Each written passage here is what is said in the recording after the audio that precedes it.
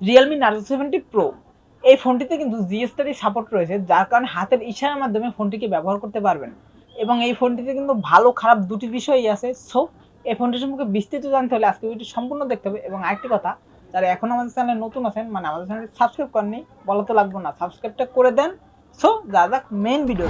রিয়ার প্যানেলের ডুয়েল কালারের ডিজাইনটি দেখতে অনেকটাই চমৎকার লাগছিল। এবার রিয়েলমি মনে হয় ভিন্ন রকম একটি ডিজাইন করার ট্রাই করছে। উপরের অংশে শাইনি রয়েছে এবং নিচের অংশে স্যাটিন ফিনিশ দেওয়া হয়েছে। এবং রিয়ার প্যানেলে কিন্তু গ্লাস ব্যবহার করা হয়েছে এবং ফোনটির নিচের দিকে কিন্তু নার্জোর ব্র্যান্ডিং রয়েছে। ফোনটির দুটি কালার ভেরিয়েন্টে পেয়ে যাবেন, গ্রিন এবং গোল্ড। পোর্স অ্যান্ড বাটন নিয়ে কথা বলতে গেলে ফোনটির রাইট সাইডে রয়েছে একটি ভলিউম আপডেট বাটন এবং একটি পাওয়ার অন বাটন, এবং লেফট সাইডে কিছুই নেই। এবং উপরের দিকে রয়েছে 3.5mm এর হেডফোন জ্যাক, স্পিকার এবং নয়েজ ক্যান্সেলেশন মাইক। এবং নিচের দিকে রয়েছে speaker, type C charging port, mic এবং সিম ট্রে। ডিসপ্লের উপর ঠিক সেন্টারে রয়েছে একটি মিডল পাঞ্চল সেলফি ক্যামেরা। এবং ডিসপ্লে সেকশনে রয়েছে 6.67 ইঞ্চির এফএইচডি প্লাসের একটি ওএলইডি প্যানেল ডিসপ্লে, সাথে রয়েছে 120 হার্জ রিফ্রেশ রেট।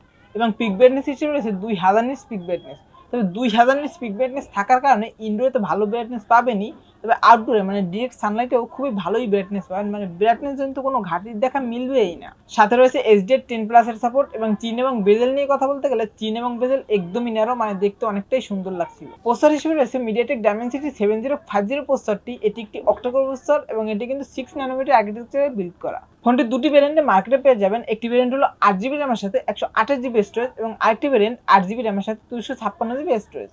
এবং দুটি ভেরিয়েন্টের র্যাম টাইপ হিসেবে থাকবে LPDDR4X, এবং স্টোরেজ টাইপ হিসেবে রয়েছে UFS 3.1। এবং গেমিং নিয়ে কথা বলতে গেলে এই ফোনটি দিয়ে একদম স্মুথলি প্লে করতে পারবেন, মানে গেমিং এ লং টাইম যদি গেমিং প্লে করেন সেক্ষেত্রেও কোনো প্রকার কোনো ল্যাগিং এর দেখা মিলেনি। ব্যাটারি সেকশন রয়েছে 5000 mAh একটি বড় ব্যাটারি, এবং এটিকে চার্জ করার জন্য রয়েছে কিন্তু 67 ওয়াটের একটি ফাস্ট চার্জার।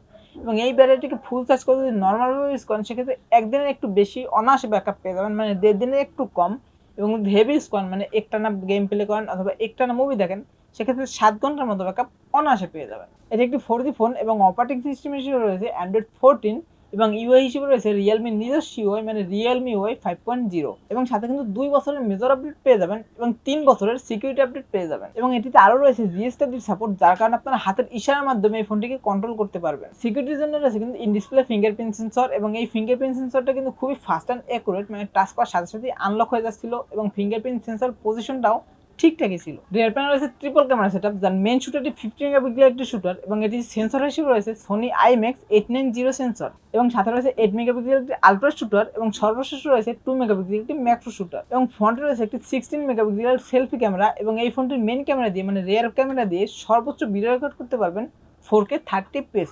ফোনটির ভালো দিক এবং খারাপ দিক নিয়ে কথা বলতে গেলে সর্বপ্রথম যদি ভালো দিক নিয়ে কথা বলি, তাহলে সবার প্রথমেই আসে কিন্তু এই ফোনটিতে জিএস30 সাপোর্ট রয়েছে, যার কারণে আপনারা হাতের ইশারার মাধ্যমে এই ফোনটিকে কন্ট্রোল করতে পারবেন।